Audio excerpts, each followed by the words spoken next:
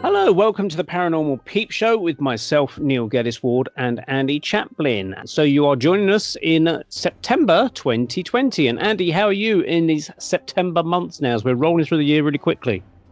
Yeah, not too bad. We're getting towards Halloween, which I quite like. It's my favourite time of year. I'm not a big fan of the heat of summer. So yeah, my favourite kind of times of year really are spring, when it's kind of like you get the greenery and everything's just kind of like blossoming, and then autumn when it all falls away again. Summer is a bit of a drag for me personally. Now, are you going to be able to carry on or restart your tuned-in events that you were obviously doing last year, but you had to be kind of stopped? Everyone's had to be stopped, basically, most of this year. Are you going to be able to do something basic for Halloween? Well, the irony of organising psychic events and not quite knowing whether they're going to go ahead or not is not lost on me. We do have some booked, but I really don't know if we're going to be able to do them. Is it going to be another lockdown? Are the pubs going to be shut again? Are venues going to have to be limited in some way? We did have one that was booked at a local cafe in Ware, but then apparently the council phoned up not just our cafe but lots of different venues, advising people not to put on events. So we've had to postpone our cafe one, maybe for a couple of months. I don't know. My kind of gut feeling. This is my gut feeling on where things are going to go. I think there probably will be a resurgence, but cross fingers, I don't think it will be as bad as it was. I could be hideously wrong, and you could say to me in October you got it completely wrong. But I kind of feel there'll be like a little bit of a bump, but I don't think it will be as bad as like March and April time. Now, funnily enough, Philip Kinsella, friend of ours, a medium, did one of his first shows performances this year, because normally he does them all through the year, but he decided to try one this year, and he was allowed to have 28 people plus two event organizers. So that's his niece that's there on the door for him, and Philip himself, and he has 28 people who then have to sit, I don't know, 2 meters apart or something in all their chairs. But the irony was, and this is sort of a similar thing, is that the irony was that it was a hall backing onto a pub. It's like a function room in a pub. And the pub was full. And so, yeah, and the pub was full of people. And so he had to sit 2 meters apart from everybody else. But as soon as you go through that pub door, you can snuggle up to everybody and have get absolutely bladdered and enjoy yourself. And it's like, where, the irony is it's just so crazy. So it kind of says things, they're quite happy to take the money for the thing. It's a bit like dentists. We've been trying to get dental appointments under the NHS. You can't get them for love nor money, because each dental appointment will take an hour to do, plus an hour to clear and prepare for the next one. So there's a backlog of people. But as soon as you say, I'll pay, they'll get you in that afternoon. I'm sure they will. Everyone does it for the money. They'll all break the rules for the money. It's just it sounds a bit weird. It doesn't quite sort of sit right with me anyway. There's a lot of show. There's a lot of show. For instance, I don't know if it's just Ware and Hertford. It's probably going to be lots of towns. I don't know if it's near you, Neil, but in Ware and Hertford, they've got this one-way system in the high street now. And what they've done, where it was two-way, they've got these kind of orange bollard things. These kind of like, I don't know what you call them, road management plastic bollard things that kind of like divert traffic. And they've kind of encroached them into the road, so there's one lane of traffic. And the idea is that you've got more kind of like distance for pedestrians to kind of do the social distancing thing. And I just can't help thinking, this is just kind of councils showing the public, well, we're doing something. We're doing something about COVID, even if it's completely stupid and inane and completely pointless, because there's no bloody point in doing this. Whether people kind of like walking along the sidewalk or the pavements, or with, how close they are together, they're going to walk anyway, and they're going to kind of come into contact with each other anyway. And I've not really seen anyone, I haven't seen the pavement so crowded that people can't avoid each other if the cones and bollards weren't there. So I think there's a lot of shenanigans going on. They're almost visual clues and reminders. I mean, every place I go now, I see pictures with masks on shop doors or bus stops and things like that. And it does look like a Big Brother type of thing, like the thought police are onto you type of thing, quite disturbing. Yeah, as you say, it's kind of a reinforcement. This is happening, and then when you really think about it, how many people do you know have actually had it or actually died from it? I mean, there's been a lot of lockdown protests recently, and I think there's a bit of confusion. I don't think it's the case that people don't believe there's a virus. I think what it is that they don't believe the hype and hysteria about the scale of the pandemic. Apparently, our local hospitals, don't know about you, Neil, but our local hospitals have pretty much got empty wards and have been for weeks. And then, I think I mentioned to you, over Facebook that I've gone to Poole Hospital with my girlfriend for an appointment about 3 months ago, and we had to go in there. We had to don masks so that she could have this appointment. I had to go in with her. And so I said to the lady doing these tests on my girlfriend, I said, well, what's the scope with COVID-19 here then? How many people you got here with it? None. And she ushered. Yeah, well, she goes, we had 2 people. Two people. Thought, yeah, is that it? It's like, wow. The shutting down. Shut down the country. I think it's like a Monty Python thing.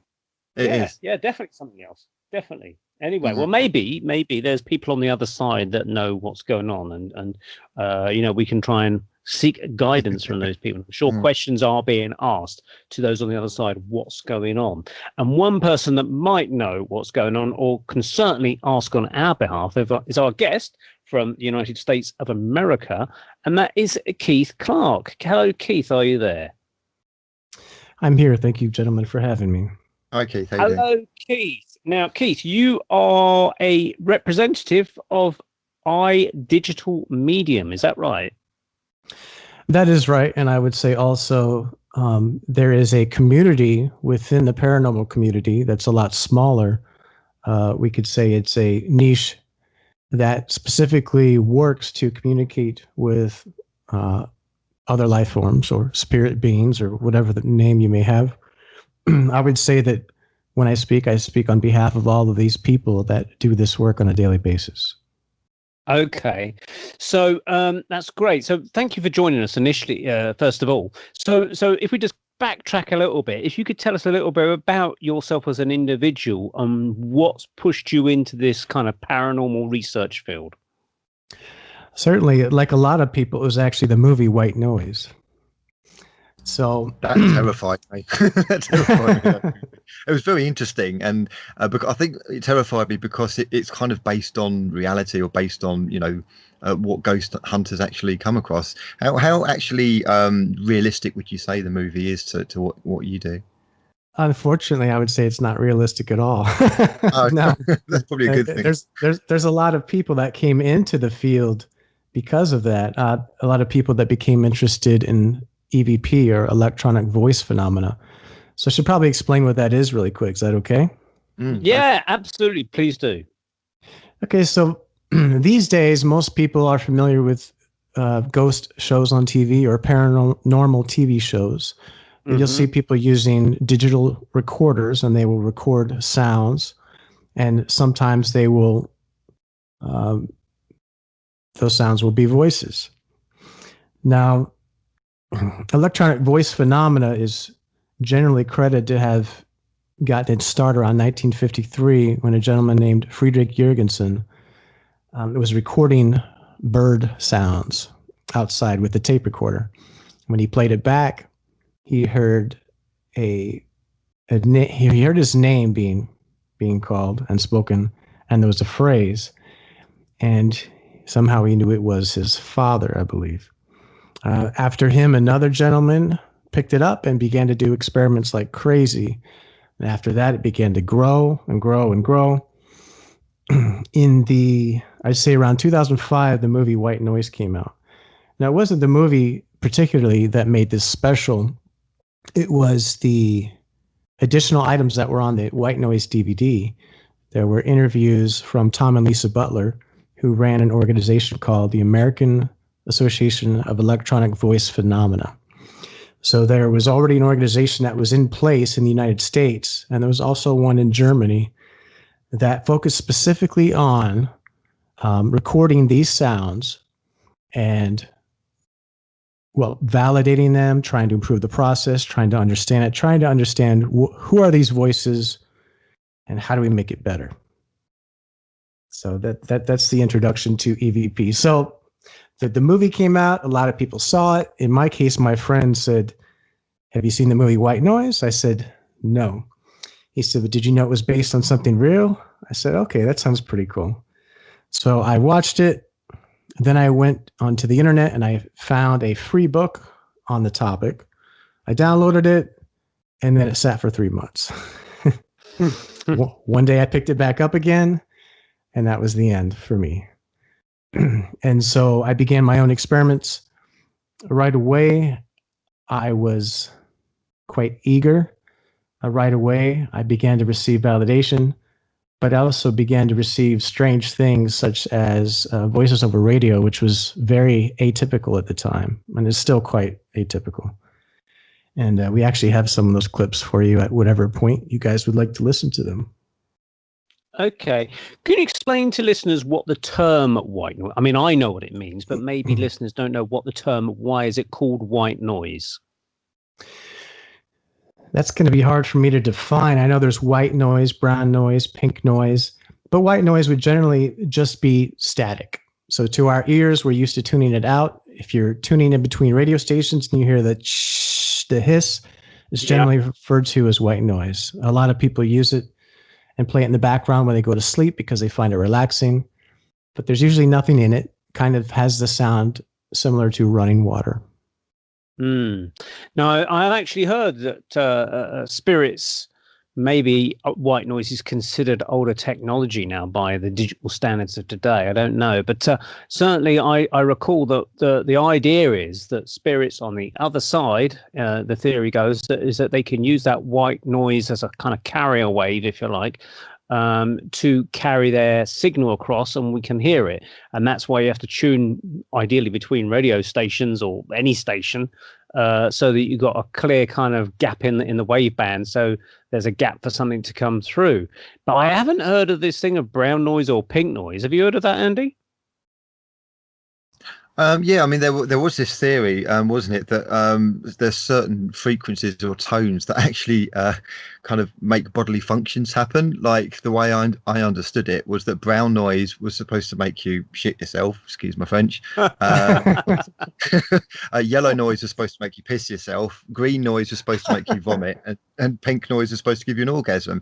However, I think I'm right in that Mythbusters explored this and actually found that wasn't the case. But certainly I remember actually an art exhibition, I think it was in the Tate Gallery, London, that I went to in about 97, 98, where they were kind of like playing some brown noise and yellow noise, and there was warnings saying that this might happen, you know, bodily explosions might happen listening to it. It didn't happen, nothing happened. But yeah, there was that kind of like that theory was banded around. Certainly different things coming from the other side, more like the inside rather than the other side. Yeah. Oh, crikey. So did you get much success in your initial experiments, Keith, with white noise? I did. In my case, I turned on a radio. It was readily available. I turned it on and I began to feel strongly about it. Now, this was in 2005. So there's a progression. First, I was just curious, and then I was convinced, and then you become a little bit confused or disappointed that more people aren't aware that it's actually a real thing. And then if you break through that wall, you get to the point where you begin to experiment and you begin to basically listen to your intuition, follow those ideas, and then a process will begin to develop. Now it's 2020, it's 15 years later. At this point, there are people all over the world that do this, but there is a team of researchers that are working with advanced techniques because we understand the basic principle, and that basic principle is the energy of the person that's experimenting, which would be myself or say a ghost hunter, plus the energy of the universe that is readily available, some may call that quantum energy, combined with the intent of the person in spirit, or the person, I don't like calling them spirit because it's too narrow. I would just say other life forms wherever they may be. Mm-hmm. These three things, when they're combined together, produce the ability to communicate. And so previously, so when you see a ghost show, to us, it's almost a crime against humanity to see a ghost show where somebody runs in, or they shout at things, or they bulk it up for entertainment without actually expressing some of the historical information or the actual facts, which is it's energy based. And so there's been a progression. So it was just, for most intents and purposes, EVP was discovered, I think it was 1953. It became more popular. It reached a height right around 2005 to 2007. And then around 2010 or so, it began to slump as people came to, I guess it wore off a little bit, the newness. However, there's a new understanding. And these days, the difference between, so ITC is the subset or the smaller niche of the paranormal, we could say. It stands for Instrumental Transcommunication. It was a term given by a professor from Germany to describe this back in the probably around early 80s. So we've got the whole world running around, most of the world, thinking that these communications that happen at times are simply random events, when all actuality, often they are combinations of energy that we maybe have the ability to control. And so that's what we're here today to try to demonstrate and to show to people, is that what you see on TV, most of it, it's not the truth, sadly. I mean, there's been accusations from skeptics that a lot of this EVP is they're saying, oh, you're just picking up stray radio broadcasts, things like that. And there's I don't know which particular box it could be, whether it's a ghost box, Frank's box, or spirit box, whatever they're called. And they're sweeping through channels and they're taking supposedly random words from different stations. And then somehow the intelligence behind the box trying to communicate will take those random words, or what appear to be random words, but combine them together, like taking random letters of Scrabble letters to form words, and they'll put the words together in some sort of sequence, even though it's a short one. So what do you say to the skeptics initially on the idea that it's just stray radio broadcasts? Well, it's going to be hard for them to say that once they realize that this is all occurring inside the computer with no radio and no external input. So their experiments that we run, some of the guys right now, they write code in Python. They write code that will generate random sound, or they use random sound sources. It's very complex, but there are experiments that are running right now. And we also stream this live to the internet. I haven't gotten to that part yet, but and it's been streaming for years. Once we establish a strong enough field amongst the group of us, once the equipment is close enough to mimic a human voice, we will be having conversations, or at least one way we'll be able to listen to them from inside the computer itself. So I started out in radio and had great success.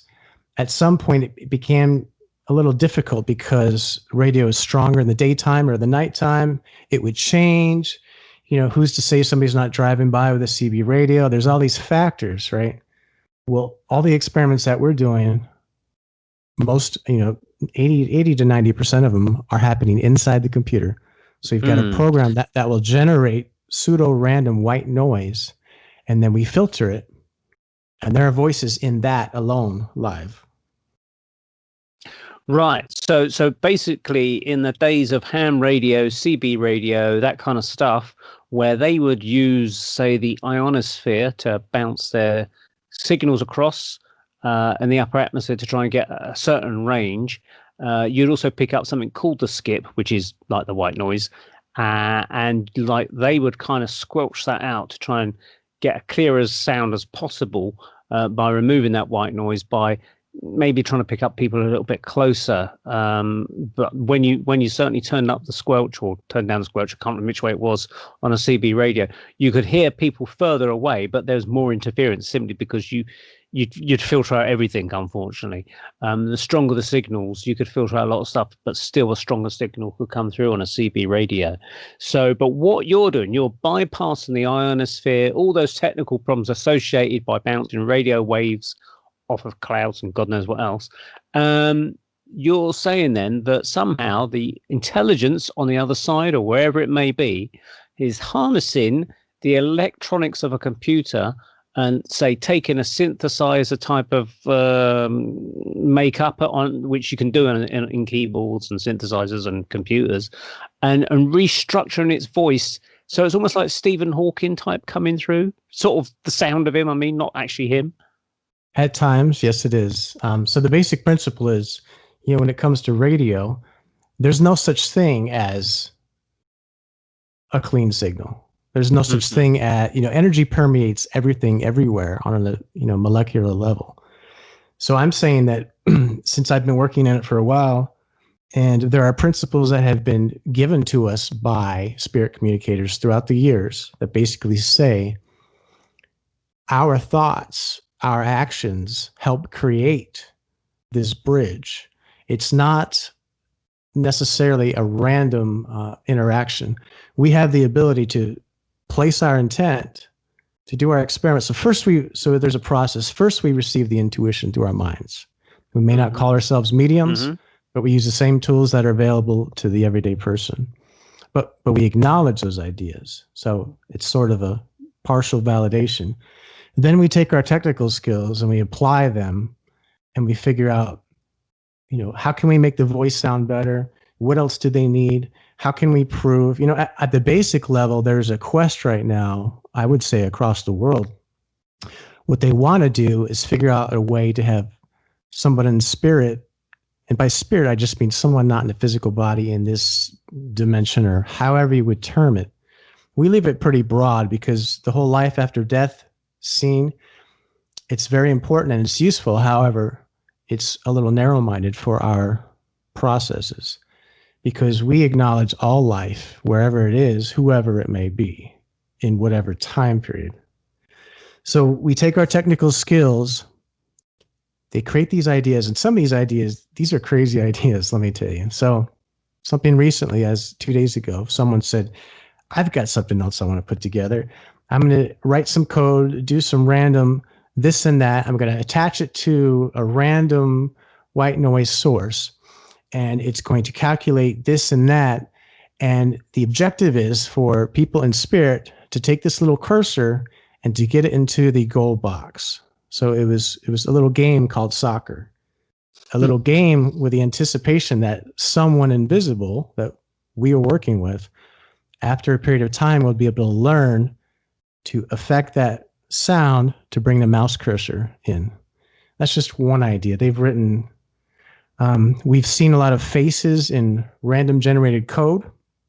In fact, there's a stream that's live on YouTube 24 hours a day. It has been for 4 years. We started back in 2008. So that's another area. Faces and sound is what we call it. Not only can you hear people in spirit, you can see them in the sound. So how does that work then? So in 2007, I believe, again, the step one, they influenced me towards that idea. I started researching on the internet and just absorbing whatever I could. I found out that there were a couple musicians that, even back then, had taken their picture, converted it to sound, and inserted it into the music. So I said, what would happen? Can people in spirit produce their faces and sound? So I grabbed the 2 or 3 programs that were available at the time, and I let them run from my radio, and faces began to appear. Now, it's challenging. It's harder. It's difficult. But as the energy grows over a period of time, and as the understanding grows, I'm telling you that basically it's like a museum. There's a bunch of people in whatever dimension they are. They're like, hey, let's go check out this exhibit. They walk up to it, they project their thoughts or they project their face, and it appears live in a stream on YouTube. Wow. And this is not really publicly known or acknowledged. I've been practicing it since 2007. The pictures are not that clear of a quality, and the technology, the software was not up to speed. It's getting a little bit better now. We've got a program called Sonic Visualizer where anybody can use it. But prior to that, it had been a little bit technical. So not only can you hear these people in the spirit, you can also see them, which leads us to the conclusion that perhaps one day we will have television. Mm. Well, I believe that the actual concept of television originally wasn't actually TV shows. It was to communicate with spirits, and the same with radio is my understanding. Have you come across that, Keith? I'm not aware of that particularly. I know there's a lot of different things about Tesla. You know, people acknowledge Tesla and his greatness, but you don't very often hear people talk about how he received all of these messages and pictures of devices in his mind, and he drew them, created them, re-engineered them, tested them in his mind, and he would receive flashes. Now, that's not highlighted very often. They just say, oh, he's a smart guy. Well, they're playing down the influence of intuition and other types of connections. They normally do when these things reach the public domain about the origins behind them. I mean, this is going slightly off topic, but it's still on the paranormal thing. But about 10 years ago, I don't know, you might remember this on the local BBC News, Andy, or the national BBC News, about Richard III's skeleton was found in a car park, 10 years ago. I can't remember the time frame. Now, the lady that sort of announced where it was actually picking up all that psychically. So it wasn't just a load of archaeologists going for a little dig around a car park. They were actually told there to go by this lady who, I don't know if she communicated directly with Richard III, but she had some sort of beyond this world kind of communication that directed her to target that car park as a place to actually start doing their investigations, which then proved later to be fruitful. But you don't ever hear about that mention of it and how they actually found that. All you hear is, oh yeah, his body was found in a car park, and that was it. Right. Yeah, he was charged for a lot of money for double parking, but yeah. so anyway, Andy, carry on. Yeah, I'll post something in the chat. Basically, I did a quick search. Apparently, the invention of the television is shrouded in spiritualism and all sorts. So John Logie Baird believed he was advised from Thomas Edison from beyond the grave. So that's in the Express. So whether people believe that or not, I don't know. But I have heard of it. Researching, I have heard of this before. I have heard that both the radio and the television originally was about contacting the other side, and then it obviously got picked up, and they thought, oh, why don't we just do like regular TV shows? Interesting stuff. I mean, much more money to be made. But interestingly, the early days of TV with John Logie Baird, I think there was actually two Scotsmen, and they both vied to invent the TV. And John Logie Baird, I don't know how he came out on top. I can't remember the details, but he won the game, as it were. But when they first started testing TV in those early days, they just literally had like a ventriloquist dummy sitting in front of the camera, and it had only 30 lines of scanning. So 30 lines that scanned backwards and forwards that built up a very, very basic picture. And of course, nowadays, I mean, in the UK, we have 625 lines. In America and other parts of the world, it's 525. In the old days, it used to be under a system called Phase Alternate Line, or PAL for the UK. In America, it's NTSC, or Never Twice the Same Color. People used to joke, but and I think they had another one called CCAM, which I think was for France and that. So there's all these various different TV systems, and this is why when you go from one country to another, the TV quality always adjusted because it had to be run through converters. Now, by the sounds of it, what you're saying, Keith, is you're almost getting a similar kind of parallel to the development of that TV technology by the fact that you've got the basic structure of some image, but as time progresses, you're going to end up with more lines, more detail, etc. in your picture by the sounds of it. That's correct. In general, what Spirit has said through mediums and through different channelings, through a lot of different places, is that it's an energy field. And so it's just like a physical mediumship seance for anyone that's familiar with that. When you add the energy of multiple personalities together, they compound and sometimes exponentially, and they produce the right amount and the right composition necessary for these things to happen. Speaking of television, these things are not as far out of reach as people think, because the technology is getting better. I've taken a little portable TV and pointed a webcam at it. I'm able to use a free program called OBS, which most people might be familiar with. I'm able to slow the frame rate down to say 1 frame per second or less. So I'll get to see just one picture, and then I can filter it or change it live. And then you sit there and you focus on the TV. So I was going to go into it a minute ago, but actually I got myself off track. On a basic level, there's voices, there's pictures, and they've been around for a long time. On a basic level, what we're really trying to do is reduce it down to its most simplest form. Can we get spirit to reliably turn a bit on or off, or answer yes or no, or produce letters? Because once we have that, the rest just flows. So we're looking at the mechanics. We're trying to get down to the most basic fundamental level of how can we take, because it's hard to explain. Basically, the whole world is at your disposal. There's energy everywhere. Anything is possible, and it's demonstrated regularly. But it takes time, it takes persistence. Some people may have more of a natural ability to produce that energy, but it always seems to work better with a group. And when you get the right combination of people that have the right intent, because our intent is not just to hear a voice. Our intent is to see how we can help the world. Because once you're aware of the reality of the continuity of life, you tend to be, at least for myself, sometimes less sad. There may or may not be less suicides, because as people realize there is no easy out, they might, not see that as something that they want to do. You feel lonely less, because all I have to do is pick up my phone and press a button, and I'm listening to these people. And it's sort of like it's not just a physical connection.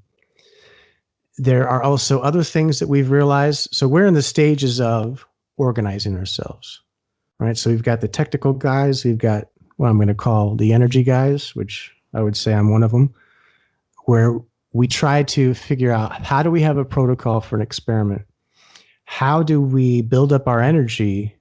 How do we prove that the energy is the result of the experiment? And then when we have the success, that's when all the skeptics can tear it apart. So we're not too interested in proving ourselves at this point. We're only interested in the long-term goal, which is demonstrating continuity of life. And that's all it is at the basic level. We don't know who's going to come through. We don't know what they're going to say. But, you mentioned Einstein and other people. There are many, many references, and people could choose to either, believe them or not, and they should use their own judgment. It's said that Einstein is deeply involved. So is Tesla. So is JFK. So is Mahatma Gandhi. I mean, there's a whole long list that you could cross-correspond, where people, not just people with big names, but a lot of people in, say, the spirit world or wherever they are working on their side with us on these adventures. So Keith, just going back to your thing with the faces that people are seeing. So is it the case that there's like a static screen, or what? Describe the format, what people are seeing, for instance, when there's no faces, and then when the faces start to interact, how that kind of morphs into that. Sure. Well, it's I'd say it's a little bit like the movies. I would say it's like watching clouds, right? Which everybody has done at some point. If you were to tell somebody that you watched a cloud and you helped make a face appear, you'd definitely be laughed at. However, I'm going to say that is possible. We are able to, the basic element that hasn't been properly explained to the world is we can change physical matter with thought, period.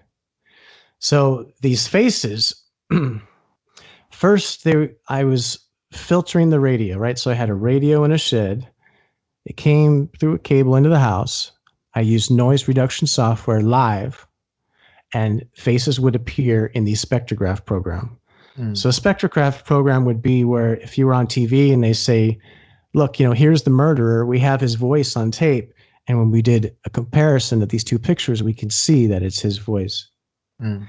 Well, that developed beyond radio because at some point, actually last year, I began streaming radios from other places in the world, such as the Netherlands. The faces began to take shape on the screen. And that was when I would say I first became aware that my third eye was opening as part of the process. And so now this is what people may find interesting. Your imagination helps create the phenomena. So I've noticed that, if people go and look at our stream, we've got a lot of different names. I represent different organizations, but there's a YouTube stream, and the channel is called Metascience Foundation. That stream comes from my house. It is 100% synthesized, meaning there's no radio. So I take a program that generates white noise. I have another program, like you guys were mentioning earlier, that chops it up in all these little random bits. And then, because of the energy I've produced upon it, chunks of sound appear. In those chunks of sound, faces appear. And it's something that needs to be developed. It's something that needs more people to work on it. Over time, a lot of people have visited the YouTube stream, but it's not exactly popular, right? It is work. So I began to notice last year, as I would sit there and look at my phone with a YouTube stream playing before I was about to go to bed, I'd get a little sleepy, and I would start to have memories, or I would daydream. At that point, when I began to daydream, the face began to take form, a different shape. I began to realize that I was bypassing something, and some people may call that trance. I really don't know. I just know that I'm fully conscious and aware. But you're looking at these faces going across the screen. They're not all just humanoid. They have different shapes. They have different sizes. I'm going to say a lot of this process happens in the mind. But if you practice it enough in the mind and you grow the energy, it becomes physical once you take a picture, and that picture's permanent. If you work on this long enough, there will be a point at which the pictures will be open to interpretation. So anybody right now for the last 4 years can go on their smartphone, type in Metascience Foundation, and you'll see a scrolling screen on the top, which is faces in sound. And on the bottom, you will see, and this goes even farther out there just to show you what's possible. There's a person that created a program. Sometimes people that make video games, they would use something called Perlin noise. So it's basically a random generated texture of clouds and such.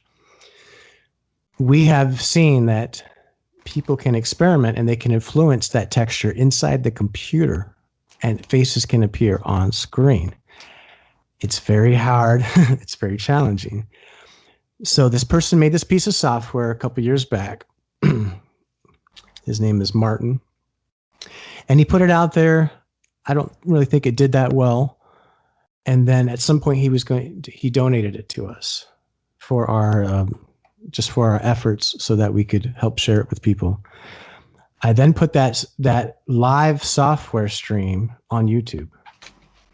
So at the bottom of the screen, what you are seeing is random computer generated pixels that the observer focuses their intent upon, and faces can appear. Let me know if you have any questions about that. Yeah. So many. If someone's focusing their attention on that screen, say if I logged in to that stream live on YouTube and I try and influence it, there could be potentially, say, 500 people also looking at it, also trying the same thing. So we're presumably all going to manipulate the same imagery to some sort of conglomerate face that maybe might be a part of everybody's relatives on the other side. Would you agree, or would there be something behind that will just help manifest it regardless of what they're thinking? I would definitely agree. We don't know the answers to those questions yet. We've done experiments before, but we have not persisted with them because the time wasn't right for us to be able to have a protocol and process, which we're actually still working on. So if anybody that listens to the show is interested in helping with the experiment, it's going to be very regimented. There's going to have to be things you say and do daily over a period of time to reinforce the energy. But we don't know yet. We don't know. So it's been out there for years and it's been getting stronger. Our assumption is, say some people go on the stream and they're like, oh, this is awesome. Maybe they help it. Say some people they go on the stream like, oh, this is bull crap. Maybe they heard it. We honestly don't know. But overall, it seems to be that my energy and the energy of my colleagues to combine together is generating this force. It's improving. It's taking form. It's almost like when they said, the earth revolves around the sun. First, some people didn't believe it. And then, in that case, I'm sure they were able to use measurements, scientific method to be able to demonstrate it over time. But that's where we are with this right now. We know it's energetic. We know we can influence it. We just don't know how reliably. And we're tackling it from all aspects.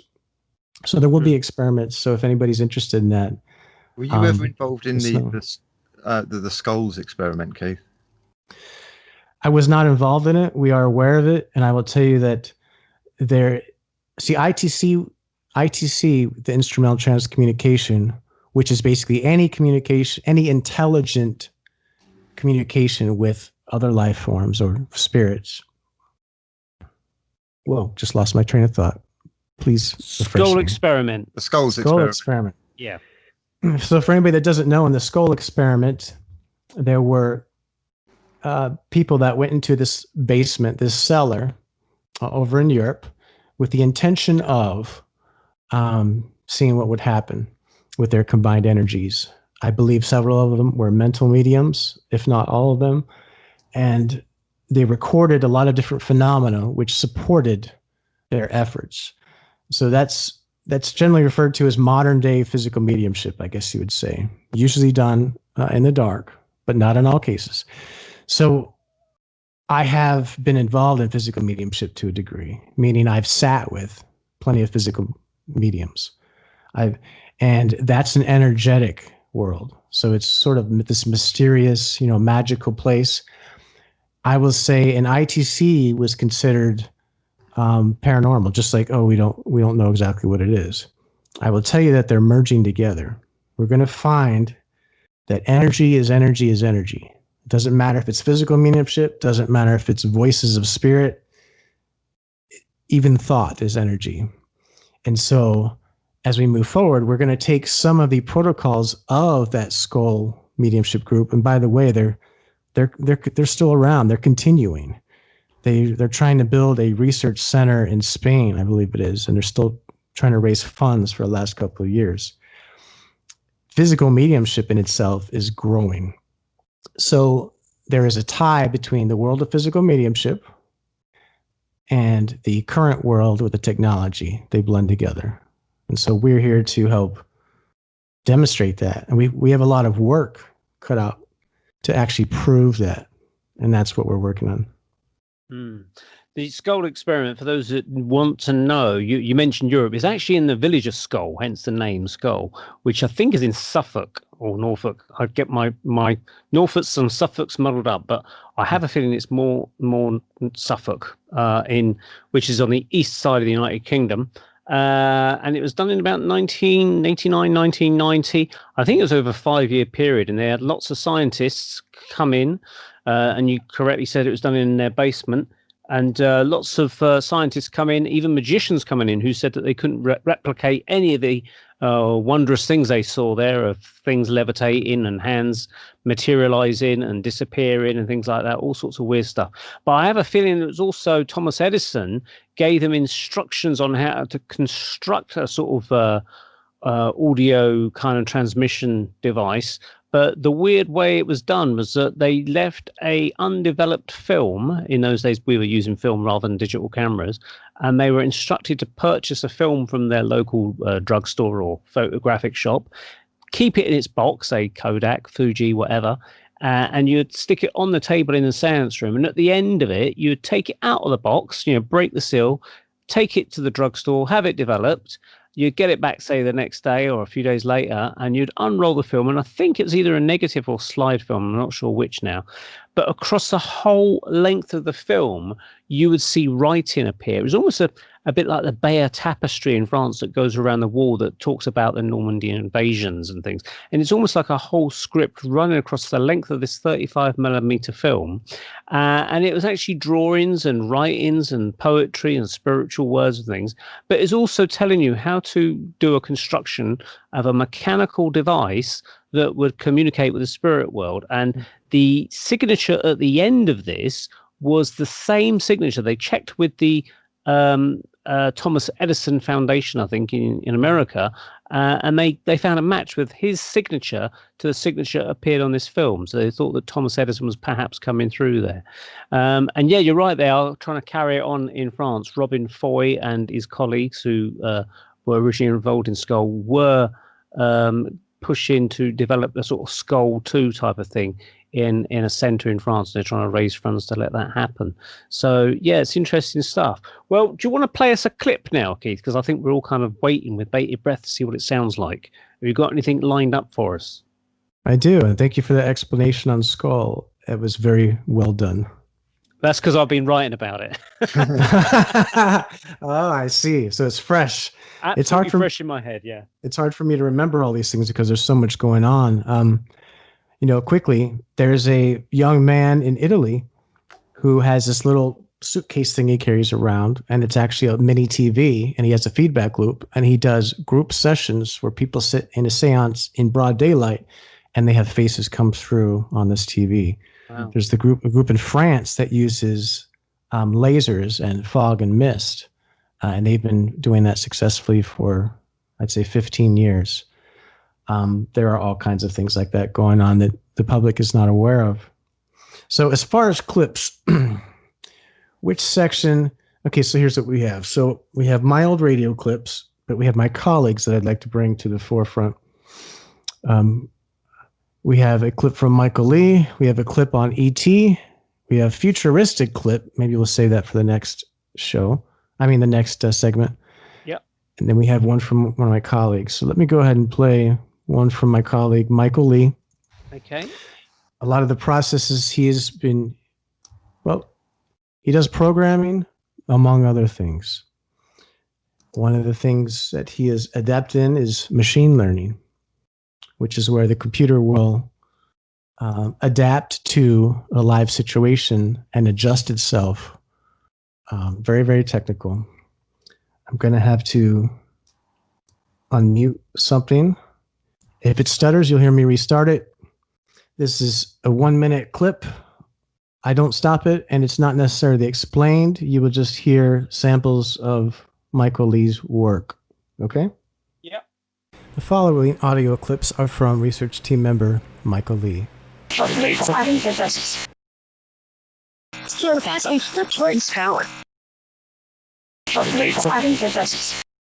This helps Facebook.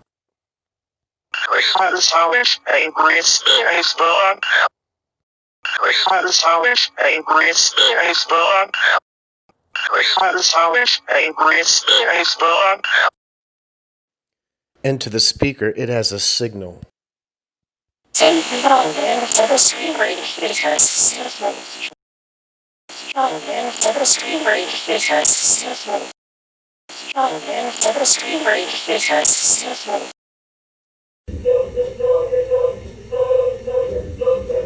This is strong enough.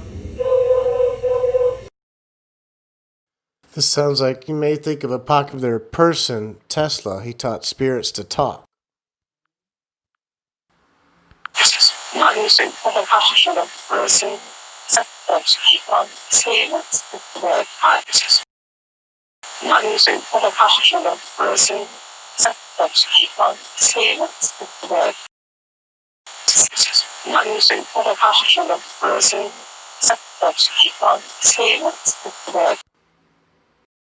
You may think of a popular person, Tesla. He thought spirits could talk. It also sounds like you may think of a popular person, Tesla. He taught spirits to talk. Guys still there? Yeah. Yep, So yeah. there's lots of clips there. The one I heard talk pretty clearly was the Facebook mention and the one saying about the speaker. But I'd imagine because it's where the technology is presumably now. I have heard of I forget the name of the guy now, where he got a call on his house phone about Konstantin Rodovich guy. Literally called him up on his house phone from the afterlife, and he said, "Can I record this?" And he goes, "Yes," in his kind of Latvian voice or whatever country he came from. And he spoke to him for about 4 or 5 minutes, and he was giving him instructions again on how to improve his reception. And it's as clear as a bell. But I mean, your stuff's coming through. I think there's some that are more audibly clearer than others, and presumably there's different methods that you're using there to capture them. So presumably they're giving you further instructions on how to improve that, are they, or something? They do, and most of it is mentally through intuition. So for those samples we just heard, obviously I did not take the time to clearly tell you what I thought I heard in all of them, etc. It was merely a demonstration, and we have more to show that spirit is not just talking in 2 or 3 word segments like EVP. When the energy is properly utilized or arranged, it is possible to hear them speaking nonstop. So in this particular case, all of those clips were from machine learning. So an audio input source, which was either random or which was white noise, or sometimes it might be from in this case, a software-defined radio. And it runs through a script, which then adapts and learns. And there's been a lot of changes and additions to those scripts. And we have attempted to sort of like, say you shoot a missile and you've got this laser and it's homing in on the laser, it's following it. We tried to use those types of techniques for voice. So everyone's voice has a fundamental frequency that's the loudest. And then you got all the other harmonics, which are nicely blended. So that was just one clip of software in action. So the Facebook clip, the challenge we have is not hearing voices. The challenge is they're all blended in together with some methods. So you could hear 5 different people all talking at once. It's quite challenging sometimes. So if there's 5 people talking at once, are those 5 people aware that they're coming through to us, or they're just literally having a chat and you've got a bug on them, so to speak?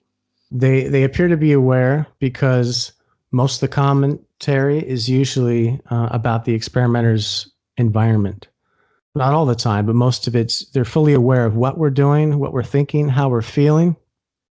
Now, I don't want to make a blanket statement and say it's everyone, but the difference between my work and my colleagues' work and other people is this work gets really hairy. In my particular case, my personal case, most of the things I hear are not spoken to me.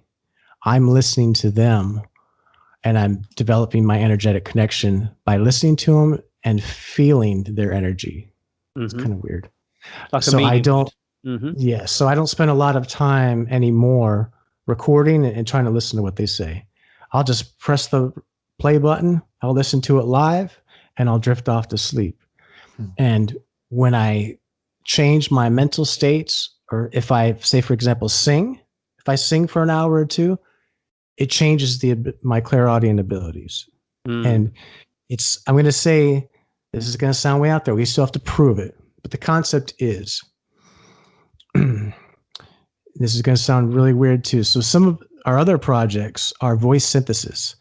So we can talk about Spiricom maybe later, but Spiricom was something that occurred a long time ago. The basic premise was, if you take these certain audio tones and you play them together and you run it through if you transmit it, the audio, and then you receive it, it provides a basic support infrastructure for spirit voice. Mm-hmm. So we are using some of those techniques, and we can tell you that it is true. So we decided to reverse engineer it. The first question was, what does a human voice look like? What does it sound like? What are the elements of a human voice that are necessary for us to be able to understand the speech? So the difference between a lot of the work we do and the ghost boxes and such is that there are radio broadcasts with ghost boxes. But if someone created a ghost box that would scan through voice-like sounds that had no information in them, they would be very surprised by what would happen. So what I'm saying is we're basically creating a virtual voice box that has nothing in it, and then saying, okay, spirit people, this sounds almost exactly like a human voice. It's got the basic elements, it's shaped and it's formed and it looks similar to a human voice. Now go ahead and talk. Yep. And go ahead. I was going to say it's reminiscent of earlier physical development where, for instance, you'd have Leslie Flint, the voice medium, direct voice medium, and it was claimed, although I never went to any seance of this, so I couldn't tell you outright whether it's true or not, but it was claimed that he would, or the spirits would manifest or make, using ectoplasm, a human type of voice box in the seance room in infrared light, because it became a voice box for the spirits to use. And so they'd all kind of like impress their thoughts into it, and they'd then be heard to be speaking through this voice box, which would obviously use air to get the sound waves out and things like that. So what you're saying, it sounds like to me, is that you're providing an extra modular kind of FM template, frequency modulator template, some unit of some sort, that they're then, again, like the voice box, impressing it with their thoughts from the other side, and the electronics will kick into action and sound like, I know, a Cylon from Battlestar Galactica or something like that. You know, that kind of electronic, kind of Dalek type of voice, or maybe even more human sounding. That is correct. That is correct. So what we're saying is, okay, in order to hear spirit voices, there's usually has to be energy present, right? There's usually, not all the time, but usually. That's why we use running water. That's why we use white noise. That's why we use gibberish. That's not in an English language or whatever your native language is. But look at the basic principle. The principle is, if they have to, they have the ability to make energy quieter or louder. We know that much. Proving it scientifically is a different matter. So the premise is, why don't we meet them halfway? Give them a voice that has no information in it. Get it as close to a human voice as possible. Say a sample, like sampling on a, in today's audio stations, you can go, and you could sample it and it can become your whole piano and you can make instrumentals out of it. It's kind of the same principle. Yeah. But what's important, what's key is there's no voice in it from the beginning. That's what's key. And that's something that we would like to see more experimenters focusing on.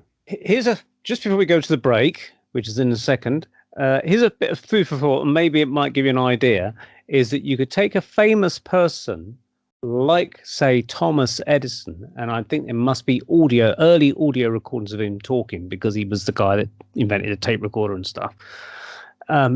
You could take his voice, clean it up with today's, software, then put that into digital form into your gear, and then you get the spirit of Thomas Edison and say, come and now use your digitized voice and come and speak to us. And so he's almost using his original Earth voice, but then retranslating it through his impressions and taking certain phrases he might say and piece them together in a different way. Do you know what I mean? Like, it'll take us. I mean, obviously, the more phrases and words you've got of Thomas Edison, the bigger vocabulary he could use to then communicate, in theory.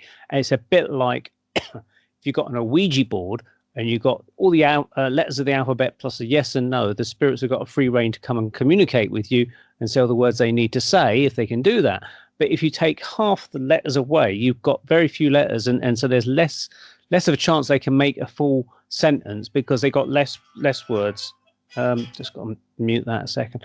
But anyway, that's enough said to now. We're going to take a break now on the Paranormal Peep Show. We're talking to Keith Clarke on ITC and EVP and all these other techniques of communicating with the spirit world and whoever else is out there. So join us in part 2 on the Paranormal Peep Show. And welcome back, Mr. Trump. How did you find the black hole? Well, I found there's no evidence of Russian collusion there, just an empty void. So instead I listened to Paranormal UK Radio Network.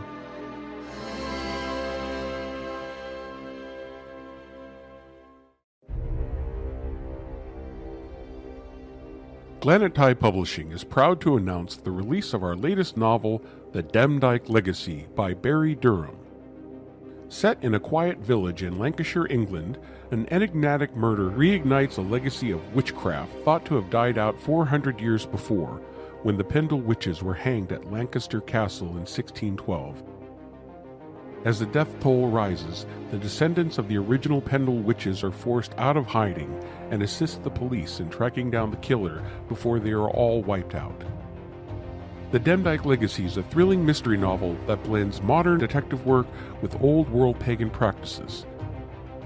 The Demdike Legacy is now available in both softcover and ebook formats on Amazon.com and at Glenattai.com.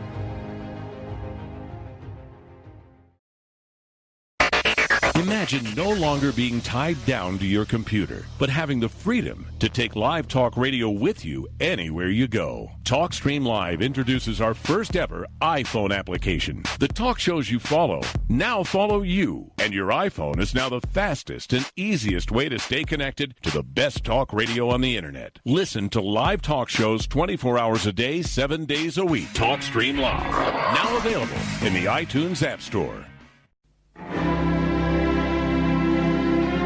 And welcome back, Mr. Trump. How did you find the black hole? Well, I found there's no evidence of Russian collusion there, just an empty void. So instead I listened to Paranormal UK Radio Network.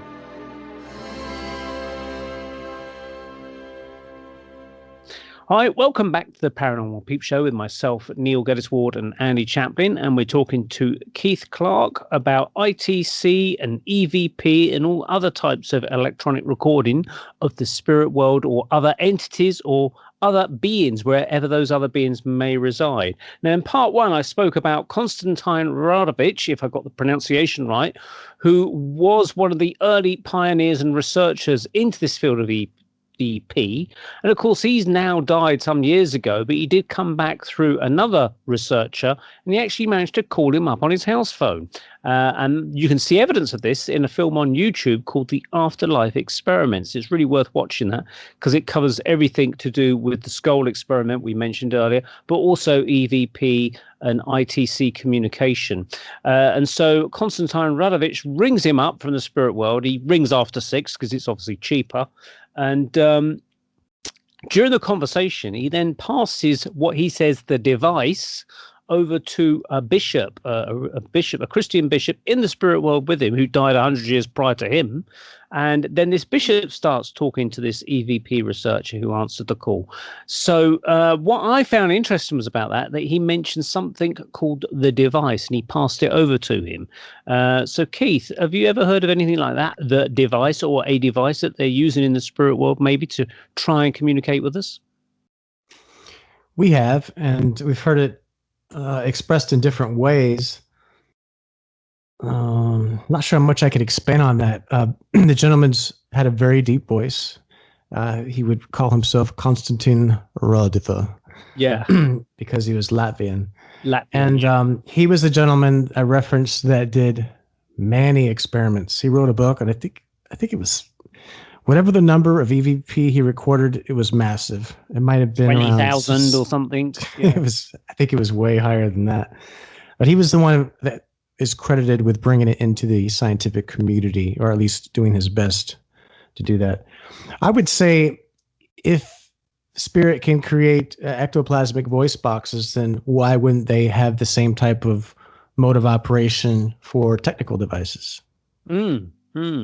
Well, I mean, I hear they build houses over there and got tables and chairs, because when you go over there, you go to a place that's pretty much like the Earth plane, at least on one level, at least, so that it's familiar to you. So something like a telephone or a mobile phone or a cell phone or a walkie-talkie or something of that kind of ilk must presumably exist there, but it maybe doesn't use the same technology that we would over here, but somehow they're infiltrating our telephone systems. And part of my research has led me up some interesting alleyways where this lady, I haven't actually met her, but I heard about this case where she apparently, her partner died in a car accident, and they recovered the phone, the cell phone from the car. It was badly damaged.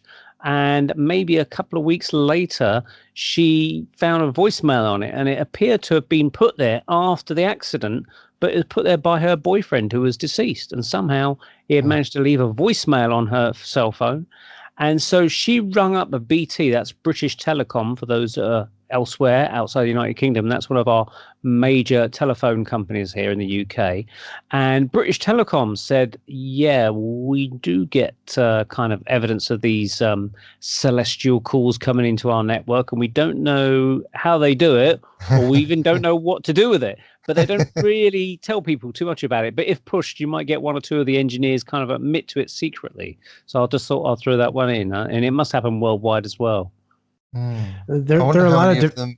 How prolific this is. Like, how often does it go on? It might be a very regular occurrence, but people just keep it quiet. Oh, definitely. There have been multiple books written on telephone calls. The general consensus is people don't talk about it. I know people have contacted me personally that said they've received text messages and carried on conversations. Of course, that is certainly, hard to believe, but given what I've seen and experienced, you always have to give them the benefit of the doubt. In addition, it goes farther than that. There are people today that work with energy.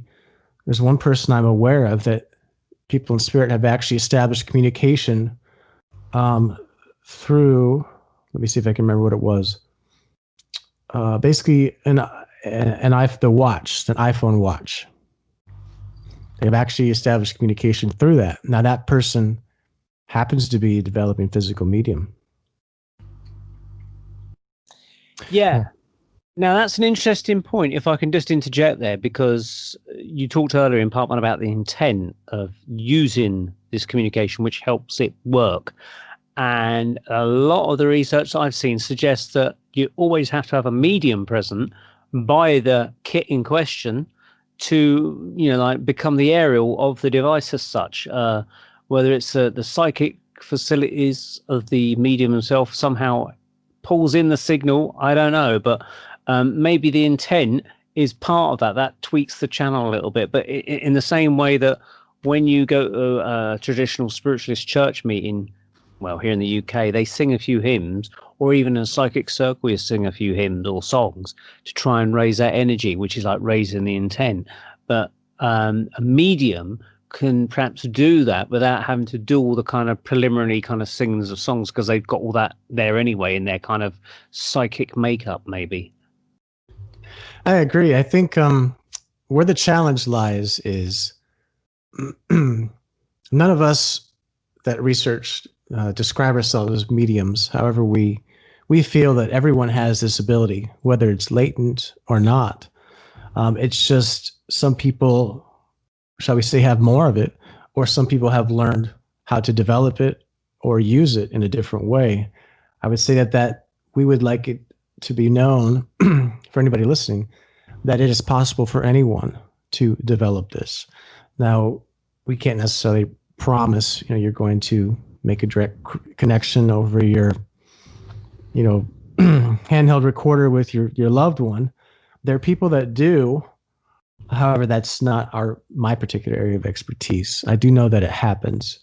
In my case, we just seem to be providing, myself and my colleagues seem to be providing the conduit for that work to exist. Would you guys like to hear what it sounds like in this day and age? Yeah, definitely. Before I do, I just realized an important point. You mentioned the gentleman that made the phone call from the other side. Yeah. What's important is not only did he make that phone call to one person, There was a point where he made it to multiple people in different countries on the same day. And he congratulated them on their cohesiveness as a group, as a united effort. And it's been mentioned many times, and that is the main lesson above and beyond anything technology related. You could have a piece of pen and a paper, and you can channel spirit. So the technology should always be second to the development of the person. The education and development comes first. The technology is a marriage that occurs after that. So this Constantine, he had called people on the same day as the guy that I had mentioned. So he was ringing around everybody, was he, from the spirit world? He was. I'm trying to remember the exact. See, what's funny is the gentleman that received the phone call, his name was George Meek. At least I believe in that case. George Meek ran an organization in the late 70s up until, I believe, the late 90s. And their sole purpose was learning, understanding, and developing techniques to be able to communicate with spirit for the betterment of mankind. Mm-hmm. At one point, we know that they had at least 20 people working. They had international connections, and they did a lot of different things. Spiritcom is one of their projects. It's the most well-known. It's the one where audio tones were played through a radio transmitter, and a gentleman by the name of Bill O'Neill would stand there in the same room. He would move his body, and he would sense changes in the audio sound. Now, at some point, he claimed to have live conversations. They recorded a lot of them. I think it was over 20 hours. And George Meek, the founder, felt so assured of this that they actually held a press conference in the news. And I believe that was 1982. And after that, of course, many different people tried it because it was special equipment that they had at the time. Today, it would probably cost you, $100 to accomplish the same thing. Yeah. Back then, they spent thousands. Mm-hmm. There were many people that tried to duplicate Spiritcom with not the same success. So, oddly enough, that organization was called Metascience Foundation, and myself and my colleagues have acquired all of that historical data. And we intend to recreate Metascience Foundation. And our goal is to, again, recreate international connections and unity, including a forum.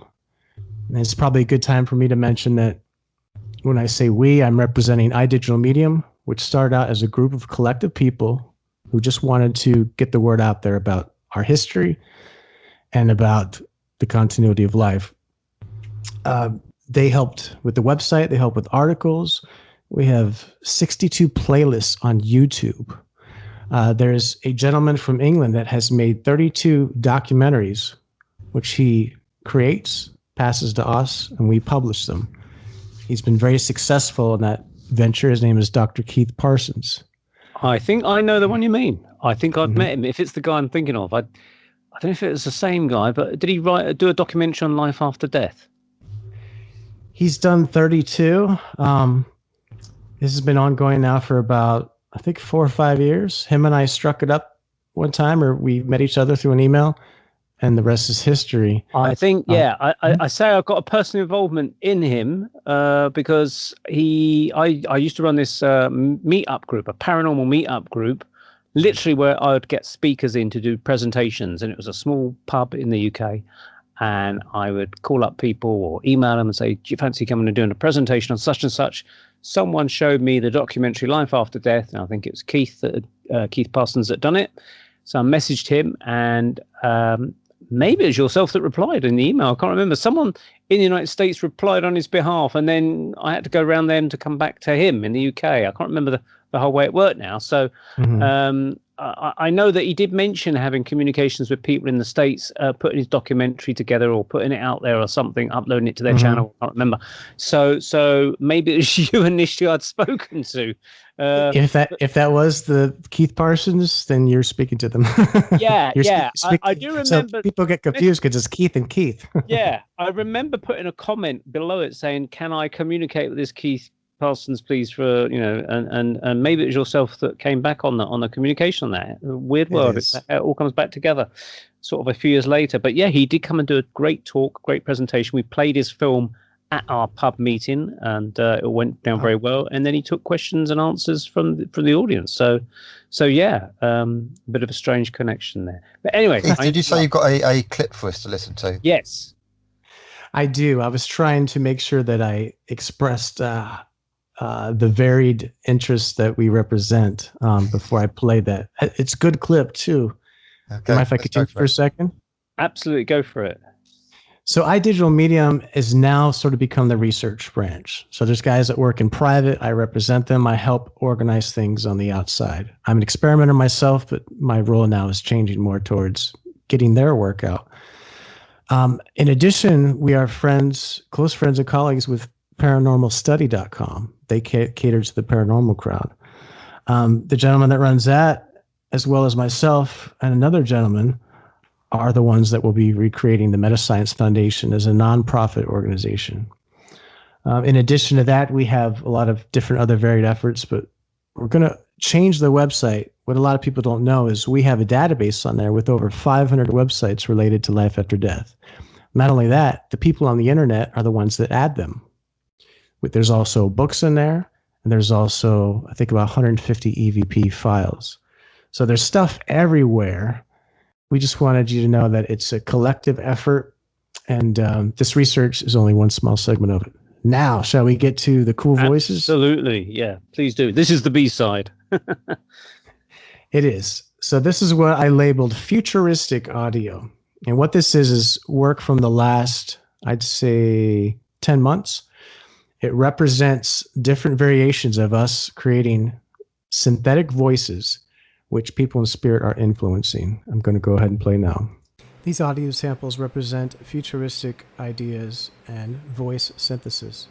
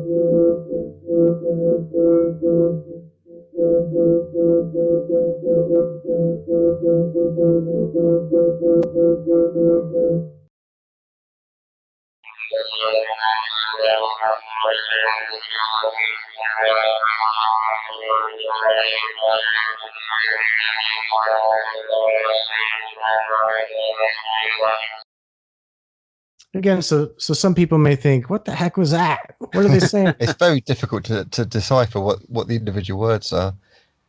Yes, it is. And actually, our point is not to demonstrate that, hey, we've made it. Look at us. We figured it out. We're successful. It's more like, hey, listen to this, check it out, realize that there are techniques and there is the possibility of continuous voice forever. So just open your minds up to the different things and let's work together, basically. Now, some of the voices there did remind me of, because I was obviously, as I mentioned earlier, I've been writing my book and I was looking into the Spiritcom idea with George Meek and the other guy, and I was watching this old VHS or something they produced from years ago, the early 1980s, and he's standing there and he's talking to this doctor on the other side. I forget the name of the guy coming through, and he does sound like a kind of robot, a bit like a Cylon out of Battlestar Galactica.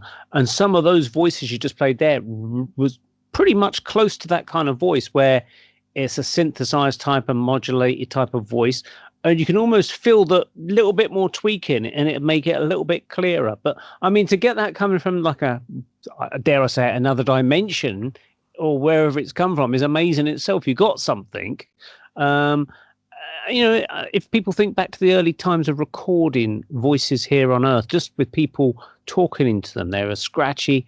The modulation was pretty poor, and we had different techniques of recording them. We were recording them onto wax cylinders and trying to play them back through big speakers, and it's literally the vibrations into the grooves of the wax cylinder where you could hear this scratchy old recording of Queen Victoria or something, So, fast forward 120 years or something, and we got all sorts of things going on. So what you're doing there is pretty groundbreaking stuff, I'd imagine.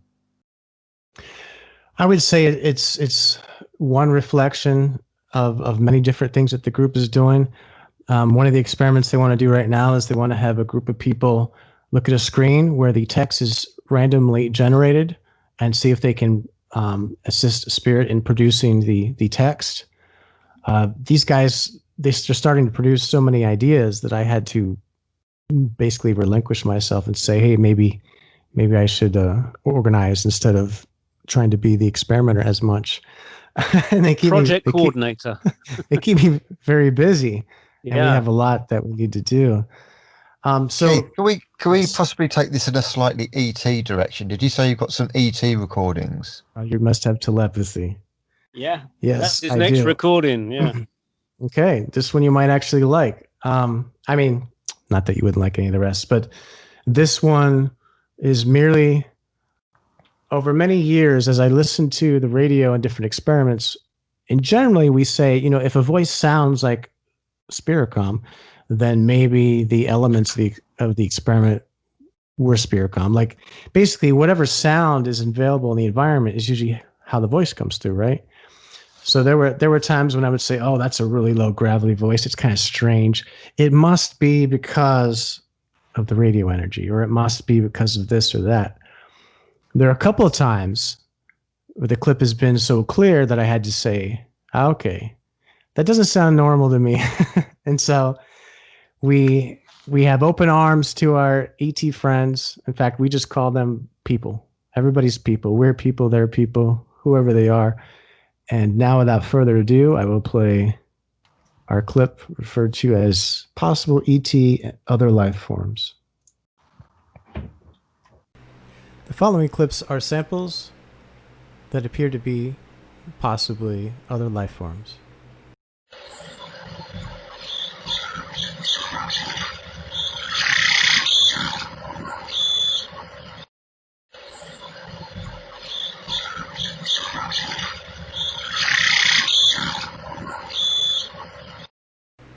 Clip number 2.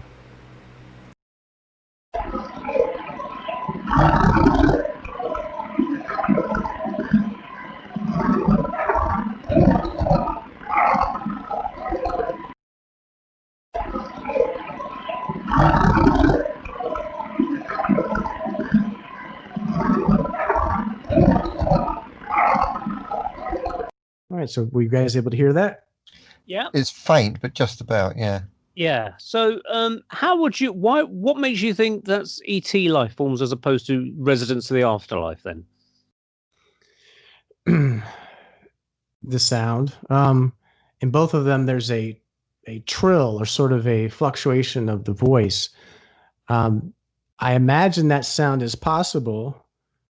Generally speaking, when someone not in a physical body as we know it is trying to speak in our physical plane, there's going to be some different sounds and disturbances. In these particular clips, in the first one, there's this very high-pitched trilling sound. It's hard for me. It's a reverberation that sounds unique and different. And the second one, it's quite more guttural than I'm accustomed to hearing. And this is because I listen to these sounds. There have been times that I listen to this every day. alternate between all the different experiments. So you could say each week I probably put in about 20 hours listening while I'm accomplishing other things. And so in my mind, in my personal experience, I make no distinction between the spirit world or aliens or what have you. There is no distinction for me. The only distinction is that someone is coming through my experiment. Now, there are what's commonly referred to as spirit teams, which are groups of people in spirit that appear to be closer to your vibration than most. And these are the ones that you learn their names. They'll come through experiments. I do this thing. It's very personal that when I'm in private, I'll start acknowledging them all by name. After a while, the list gets long, but it's mother, father, grandmother, Patrick, Richard. Over a period of time, with my physical ear, I've learned to distinguish their personalities or their sounds. For example, Richard has a very low voice, but it's hard to describe. I would say it's very akin to like being a shaman. In my case, my personal case, it's not necessarily, hey, I flipped a switch and all of a sudden these people talk. They're always there. They all are aware of these experiments. They're very happy that they're streamed to the internet, because that means if they can influence any person at any point in time to go to that stream, then they just might open their minds up enough to get a message in, maybe not through their ears, but maybe through their mind. And so it's more about planting seeds. We're interested in helping people have hope that they can develop. That's really it, because all anybody wants and needs is hope. And I got a question maybe for a topic that you guys may want to dive into. Say we had a telephone right now. First question is, choose A or B. Would you be able to pick a specific person, or would it just be whoever came through? If I had the choice and I could speak to a specific person, I'd say I'd go for A and say I'd like to speak to a specific person if possible. Okay. Now, what is the advantage or purpose of you doing so? What is the benefit? Well, if I could hear them clearly, I could ask them test questions, validation questions, that kind of thing, which I would know for sure would be the correct ones if the right answers came back to me. Okay. Once they're validated and you feel that you have a pretty good feeling that this is the person you have requested, then what? Then we carry on the research and continue asking them questions. How can we improve the communication, maybe? I'd go for the more deeper questions, actually. I'd start asking things like, what is your perception of God, or your perception of the beginning of life? I would ask, what is your perception of how many different races there are in the universe? I'd go in that kind of... I would ask that later on, but I would ask to make sure I could keep the line open. I'd want to say, okay, what do I have to keep doing to keep this happening? Don't put your finger on the receiver, that type of thing, Yeah. I would quickly go from the Mickey Mouse questions to the deep questions, and actually, Keith, have you had any answers from the more deeper questions in life from any of these beings? I'm going to say that I am continually led and guided through a variety of crazy ways nobody would believe. For example, I was working on an experiment, or had an idea for an experiment about 5 months ago. A medium explained it to me, someone I know personally. We drew it out. He drew out this device. Nobody knew about it. And I've been having medical issues for the last year, which oddly enough has brought me more in tune with developing myself and more spiritual in that regard. And I decided to go on eBay and have a reading, because I love readings. I document all of them. It's kind of an art form of being able to read a reading. And so I had this reading. It turned out the person was local, but I didn't give them my name, and I didn't give them my email address where they would be able to find me. They gave me the reading, and at the end they says, I have this drawing. I don't know what it is, but here it is. The drawing was extremely similar to the one that had been given to me by the other medium. So in that regard, you could say, while most people would think I'm overeager, overconfident, I would say that every chance I have to ask for validation or assistance, it's given to me. And so in that regard, I would say yes. Yeah, that's interesting. Because they're trying to sort of double back up their information. Yeah, it's not uncommon to get double backups with mediums. Like they had the cross correspondence thing with Myers, I think, in the 19th century, where various people on the other side were sending cryptic messages to various mediums around the world, and it's only when you put all this message together did it form a poem or something. I can't remember what the poem is called, which they were trying to prove that it just wasn't in the mind of the medium, because the medium doesn't know what they're writing, kind of thing. So it's like almost a jigsaw puzzle sort of yeah, thing. like a jigsaw puzzle. So you're getting a kind of a validation of the previous description there, which is interesting. Going back to the ET recordings, actually, with a little chirpy noise at the beginning, that just reminded me of a case that I was only watching the other day on YouTube. There's a guy called Michael Schratt. I don't know if you've heard of him, but he's a kind of I don't know what he'd call himself really, but he's a kind of UFO researcher, and he talks about various cases, but he's more involved with the technical side of the craft and that. And he's got all these wonderful technical drawings of different ET craft, but also what they call black budget technology, where it's craft that have been maybe manufactured under secret technology with private companies in the United States and elsewhere. And they come up with their own versions of ET craft. And so people have seen these things around the world or in the US, sighted down mountain sides or down roads and things like that.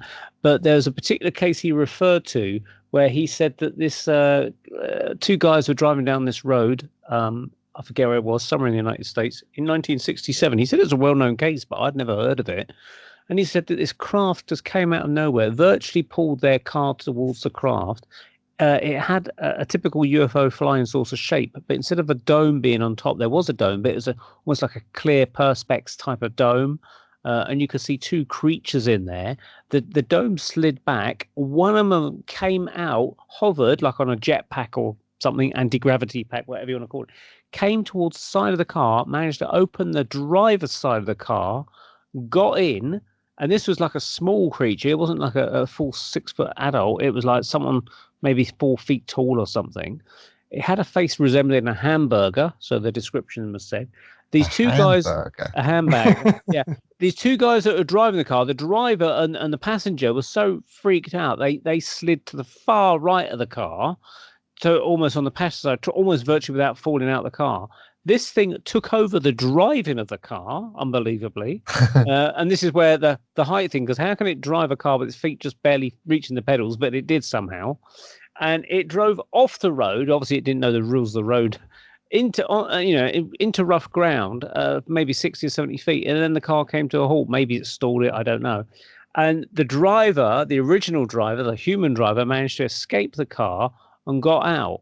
But before he got out, this creature, this alien or whatever you want to call it, was making these weird chirping sounds to them like a bird. And as soon as you played your recording, and you said it like a cheaping thing, I was thinking, God, I wonder if that's the same creature that coming through. Perhaps with the insurance claim or something. I don't know. But it's a weird thing that it was a cheeping kind of birdie sound that this weird hamburger creature was making, and the driver ran off, raised the police. They came back. They found the passenger of the vehicle in a state of shock, understandably, but this chirpy burgery faced creature had gone by then, I suppose. So but yeah, it made these cheepy chirpy birdie like noises, they said. And so I was wondering if your ET friend coming through there was the same one or the same race of beings, or maybe that's just the way it's modulated on the equipment. I don't know, but it just reminded me of it. Interesting case though. Yeah, and they say a lot of those interdimensional crafts are powered through thought or energy. I mean, just as a one-off, which coincides with if spirit people create suits or whatever that they step into to either create a voice or walk around in a seance, then it would be a similar concept. Yeah, this is where me and Andy always talk about this, where you see there's people out there that like to go to a spiritualist church or a spiritualist demonstration, and that's all great and happy. They've had their message and they're great, they're pleased. And then there's the UFO community where people would like to go and talk about UFO sightings, and they meet up at a conference or something and watch videos and see photographs and talk to contactees.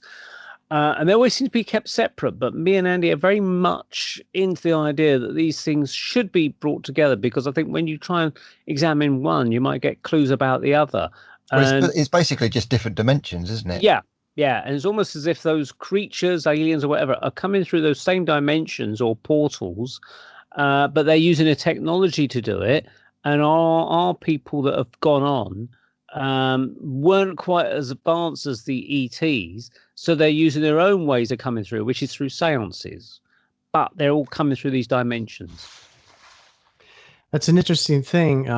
I had a reading by someone that was very well known about 4 years ago. During that reading, they said, you're creating sort of these elevators of light. Of course, I'm thinking, what? But I was told a lot during that reading, and I was open to it. Now, prior to that, I never focused on ET. I never spoke about it because to me, it would almost dilute the work that I'd been trying to do, which was just demonstrate that they're just ordinary people that lived here on Earth, died, and are now working with us to establish communication. But I'm certainly open to it. Now, part of what helped support my understanding that there are other life forms is I see them. Now, I see them in the computers, so I see them on the live stream. Like I said, there was a point last February of 2019. I was sitting on my computer. I was just staring at it. It's just a blue background. And I was staring at it, and if the sound was brighter in a certain spot, then it would produce white. As I was looking at this, I started to notice what appeared to be letters forming in the live stream, which is similar to what you described at the skull experiments. And it has been shown in the past that people can produce pictures, text, and other things with their minds, in addition to the topic we're on right now, which is portals. So I don't know everything there is to know about portals. I'm sure there are ways of creating them energetically with mechanics, but there also appear to be ways of generating them with thought. So I would say that by creating my intent to communicate, I have created that portal or that column of light. That column of light is what they use to come back and speak to me. So it's a two-way thing. It's not necessarily just them trying to reach out. It's a mutual agreement, I guess you would say. Andy, did you have a question? Yes. What would you say? I mean, with the ET side of things, have you actually like communicated with them two ways, or is it? I mean, can you decipher what they're saying? I personally couldn't work out what they were saying, but would you be able to make out, you know, after studying it for a while, what the message is that they are saying? I've started to understand that, at least in my own particular case and other experimenters. Okay, I'm going to branch off into a strange area. So we know that a lot of times people have recorded files or EVP, and they used to say, "Here, do you hear what I hear?" Right? The person would either hear the same or they would hear something different. Well, did you know that if you produce voice-like sounds and you randomize them and you play them, your brain will then naturally try to interpret it? There have been cases in the last couple of years. Again, this is a totally another area that seems even farther than just communicate with the spirit world, because this is getting into the mind and say hemisync and similar things like that. There are people that listen to the same audio and they all hear different things. That's what it comes down to. So we're starting to realize that not only is there the element of the ear hearing the sounds, there's a psychic element that kicks in. And there can actually be situations where, just like Robert Monroe does with the hemisync, where you play two different tones in each ear and your brain is supposed to tune itself to the difference between the tones. I'm going to tell you that they're going to discover also that it doesn't have to be right and left ear. It can also be just a difference in tones. But the point being that, you know, there's someone that has created a box called the Dragonfly. I recorded an interview, never published it. He says that this box creates some type of field in the room, and that when people turn it on and they press record for whatever it is, 15, 30 seconds, everyone hears their own unique message. And in that message, they find validating information that only means something to them. So it's kind he's of not like very, working on multi levels. yeah, he's not necessarily popular or well known yet, but this is what he does. He's from Canada, and it's called the Dragonfly. So I'm going to say that there's a lot of things to be understood. You know, what is the energetic element? You know, how does it tie into it? How much of it's technical? I mean, there's all these questions in this whole world that's just waiting to be tied together. And you're right, whether it be UFOs or whether it be a seance, it all seems to tie into just universal laws that seem to be consistent across the board, that we're either being prevented from learning or we're here to discover it ourselves. That Dragonfly box sounds intriguing, actually. Maybe you could give me his contact details after the show. I'd be interested to follow that up and see if he's got anything I could see, or a website or something I could take a look at. It sounds intriguing. Getting back to the skull experiment, because they had ET visitations. Obviously, they were expecting a seance type of conditions with spirits coming through, but they did start to have, I think it was alien greys or something, appear on their screens. But Robin Foy said in an interview, because we actually interviewed him, well, I didn't, but our colleagues on the same network did, about 4 years ago. He said that they actually somehow manifested a small miniature UFO flying saucer in the seance room at the skull experiment, flying around, that you could almost hold in the palm of your hand. And I it flew remember around. him saying that, actually. Yeah. So they weren't suggesting there were tiny little creatures in there or something, or batteries not included type of scenario, that film from the 80s. But I think they were just doing it to show you what they could do. They could actually manufacture a tiny flying saucer to go around the room, it sounds quite fun. I mean, I don't know if there's any video of that exists, but it was something that was mentioned. So have you got other recordings or other things that weird experiences that you've had since your research began? I do. I'll save that for 1 second because I want to mention something you may not be aware of. Yeah. So you've obviously heard of physical mediumship, right? Yep, absolutely. In addition to some of the ITC things I mentioned, the fellow recording faces on TV in Italy, the other gentleman that's been around for 40 years, having also group sittings in person. Are you aware that there is a gentleman that does what they call precipitation mediumship? He flies a little low under the radar. What he does is they people arrive and they sit in rows in a regular room. He is at the head of the room, and there's I believe it's a wicker basket. Inside that basket are placed blank index cards and an assortment of markers. Okay. Everybody watches as, I believe it starts out with spiritualist routines to include billet readings and things of that nature. And while this is happening, first, of course, everybody watches, or there are people from the audience that actually open the index cards from the package, observe them all, look at them all, put them in this basket, which is in plain view of everyone.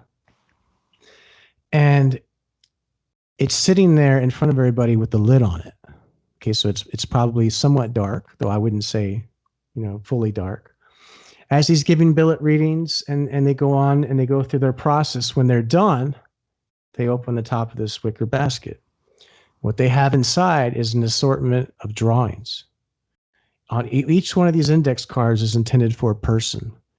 And on these cards are usually a name or a word that's significant to those people, as well as fully artistic expressions of the people. It may be a Native American, it may be Jesus, it may be Buddha, it may be your Uncle John. And the essence is this happens in broad daylight in a wicker basket in front of an audience. Now, he flies under the radar because some of these people, they want to focus more on takes a lot of energy for them to do this. And they're only concerned with, I would say, raising people's awareness in the manner that they can. They're not concerned with fame or being on television or anything like that, because that would bring a lot of unwanted attention that may actually affect their work. So that's called precipitation mediumship. And there's actually a friend here in Florida named Kevin Lee. He is currently in the process of teaching the history on that and developing it. So this is just another one of the mysteries that clearly demonstrates when you put energy and your mind towards a purpose, you can expect to see results. So I think David Icke has got an expression: energy flows where, what is it? Energy flows where, what am I thinking about now here? and energy flows where it's required.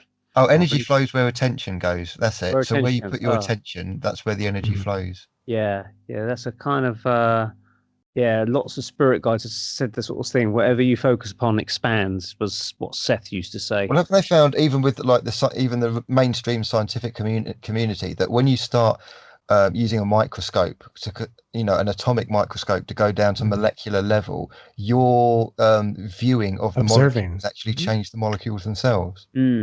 So it could be kind of like going along those lines, but in a more etheric sense.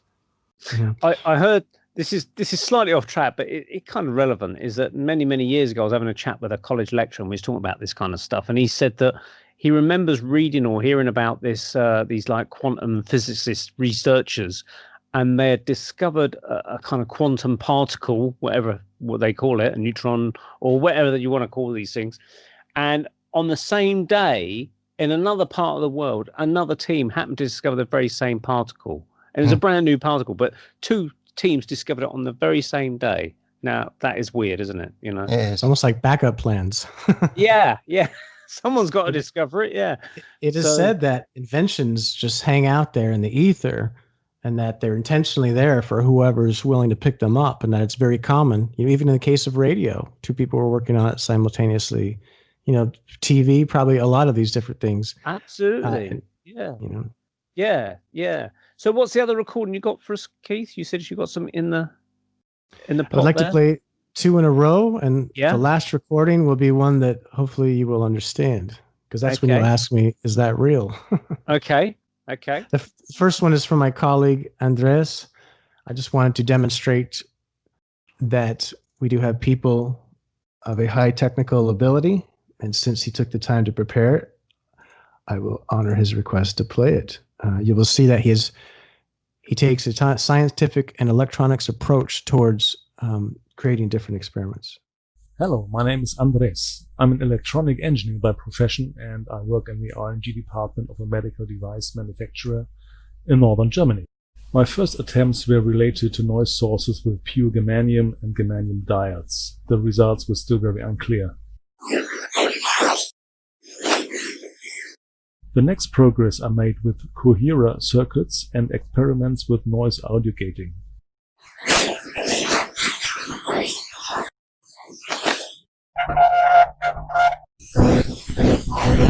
Impulse gating was a tremendously fascinating topic. We worked with sharp needle-like impulses the spirits generated, and we recovered the voices from the signal.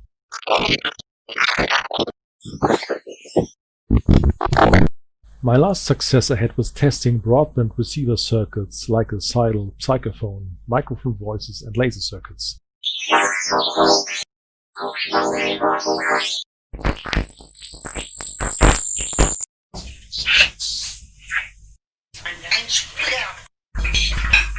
In my work, I observed many anomalies that were not voices but strange impulse sequences, oscillations, and also reversed speech.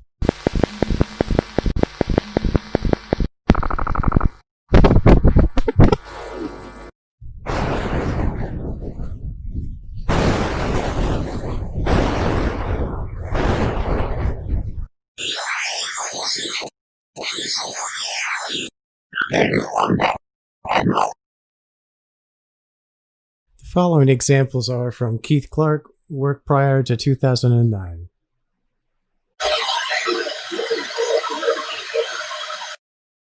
Can anyone say hello through the current radio setup? Is there life after death?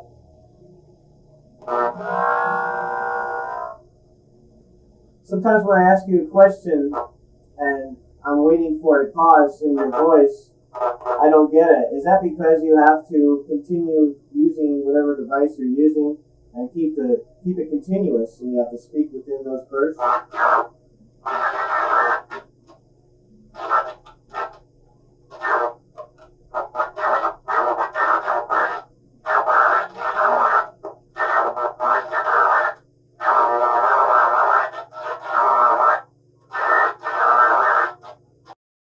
Has anybody besides my spirit team seen a picture of themselves that looked halfway decent, that you could recognize?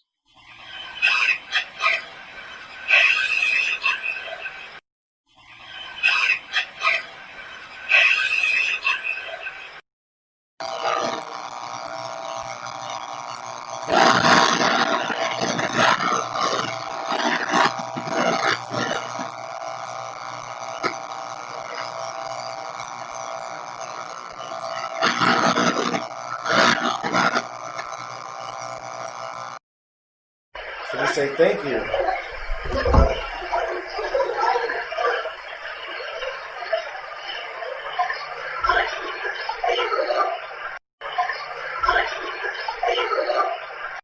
The following clip was recorded in 2016. It's an example of a person in spirit teaching someone else to talk through the radio.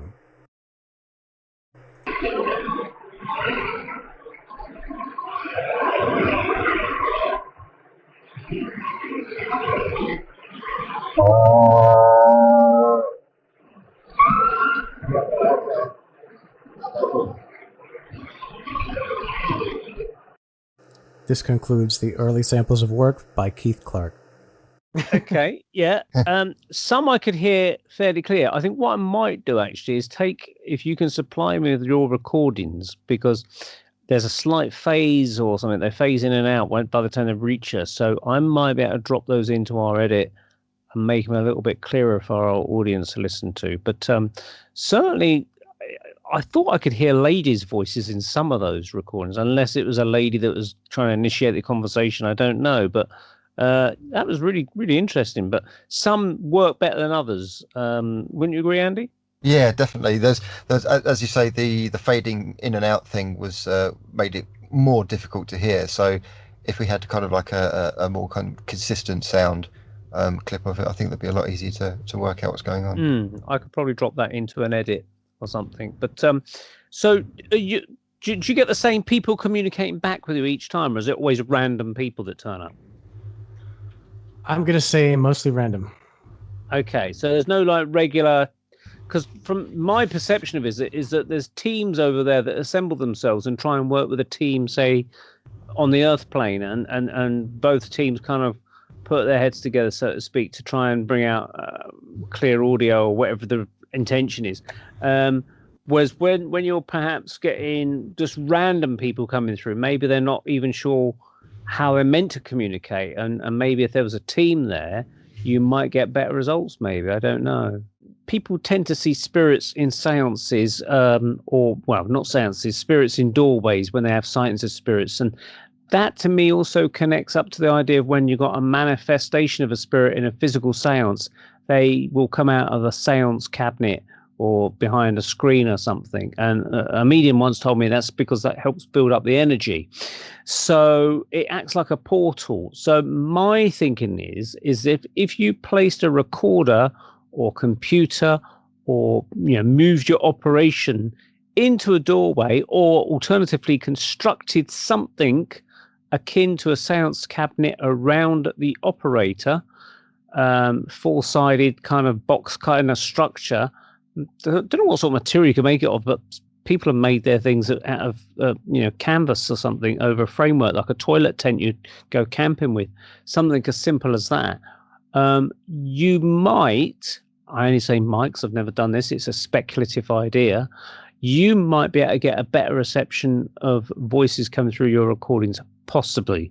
It's something that's cheap to kind of try, because all you got to do is put a couple of screens up. You can even put a clothes dryer around you. Sounds crazy, but this is a crazy world we're in. To build up the energy and see if that has any effect on the thing. In the same way that, for instance, and this is where we go into the science aspect of it, when you think of a satellite dish on the roof of your house, the reason that you have the actual dish behind it is that helps focus the signals and amplify the signals that are coming down that pole bit, which is the pointy bit that points up at the satellite, but the rest of it helps amplify the signal that's coming in, almost like an ear. It's like almost like an ear, if you think of that, to listen with.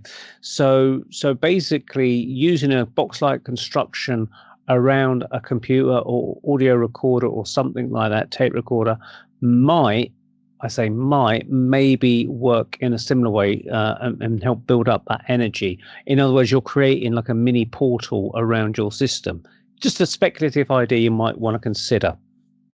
It's a great idea and a very good one. I know that they have they use this little dome in the skull experiments, and they were told that inside that dome is where the spirit team would concentrate the energy and use it for various purposes. I've got something like that. It's actually a little cheese plate, but unfortunately, my computer doesn't fit inside there. So, it's been brought up by mediums, actually. I've asked, does the work that I do as personally need to be in a blacked out environment? Because the room I'm in right now, my office, was actually designed to be a seance room. It developed that over time. It was just much easier to do things on the internet than it was to get people to come here locally. We're not to that stage yet, but it's a great idea, and obviously it's been used in the past. When it comes to a computer, in a sense, it's kind of almost already boxed up.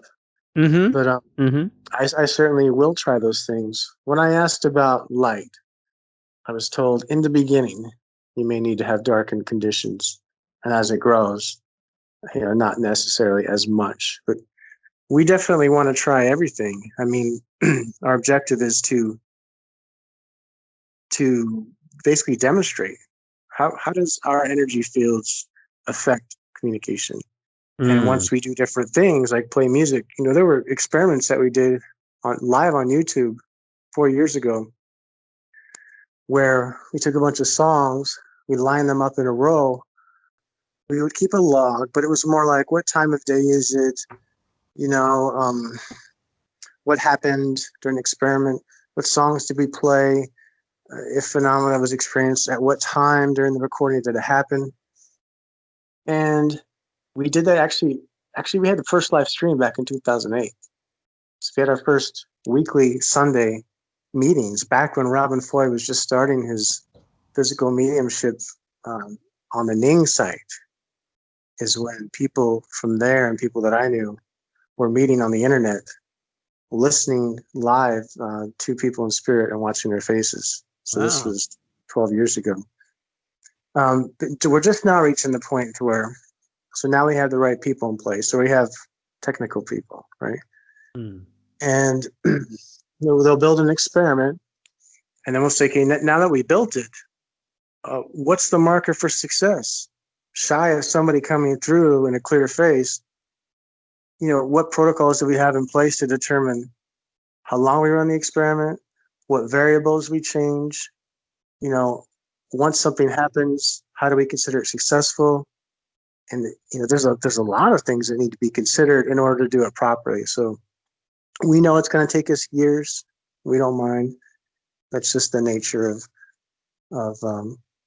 you get to a point to where it's not necessarily as much about being popular or being liked at some point. It's more about following your intuition. And if you don't, you'll usually tend to regret it. So it's something that we all feel we have a deep calling for, or it resonates with us. Keith, what would you say is the difference? So would you say the difference between, say, for instance, the Hollywood perception of white noise and spirit interaction, such as the film White Noise, and the actual reality of doing it? the one big thing that I keep coming back to is that what's being hidden, and I want to say hidden because it's too obvious for it to not be known, is that we have the capability, we have those powers, but nobody's saying we do. Everything that you see in Hollywood reinforces fear of those powers. So when you mention the word ectoplasm, the first things that come up are Ghostbusters or some of the other movies, which are horror. So they're conditioning, whether intentionally or not, I don't know, but they're conditioning our minds to have a certain response to conspiracy theories, to energy. And I would say the number one thing to take away from all this is we are going to demonstrate that each one of us, you, the person listening, has the ability to manifest and change. It's bigger than just communicating. Beyond communicating, it's understanding that we have the ability to shape our world. And that's an even bigger conversation. That goes way past who cares about how many dimensions there are, or how many different types of races there are. It all comes down to what is the human race going to learn from it. And so the power is in our hands. That's basically it puts the power in the people again, which is we're being told to forget that and follow the leader. But you're saying put the power in the people. That's a really good way to end the show, actually. So if people want to find out more about your work and the work of others, where's the website that they can go to, Keith? One of the websites is IDigitalMedium.com. So it's the letter I and the word digital and the word medium.com. You will find that we branch out from there. If you go to YouTube, look up Metascience Foundation. Metascience Foundation. Okay. It used to be the IDigital Medium channel, but we are consolidating our various efforts. You will find the live stream there, 365 days a year, unless, of course, the internet goes out like it just did, which is very rare because, like I said, I have battery backups for everything. So okay. And if they have any questions, just reach out to us at the contact form in iDigital Medium, and we'll send you to wherever it is you're looking for. Excellent. Well, thank you very, very much for coming on our Paranormal Peep Show. We wish you well with your future experiments, and hope that it progresses really well for everybody. It sounds exciting. It's great that you got so many people collaborating and putting all their efforts into it rather than just dismissing it. And I think the many more people that are involved in this sort of thing, it shows there is something to it, which is what you need. And eventually that becomes a tipping point that if everybody can do it or some form of it, then we'll all accept it as normal. And then it just needs a case of fine tuning that technology wherever it may go. So thank you very much, Keith, for joining us on the Paranormal Peep Show. This is myself, Neil Ghostward, thanking you, the audience, for joining us also. And Andy Chaplin is also grateful for your presence. Andy, any final words? I am indeed. It'll be really interesting to see where this goes. I mean, as you say, Neil, earlier on, like the very first kind of voice recordings were on wax discs and very staticky and very crunchy. I wonder where EVPs are going to be in 50, 100 years' time. Will we have a direct connection, almost like a spiritual internet with the other side? That'd be very interesting to see. They'll be bringing out their own tunes and we'll be buying them. That's what I call spirit music or something like that. Yeah. Okay, join us next month on the Paranormal Peep Show. Take care, everyone. See you later.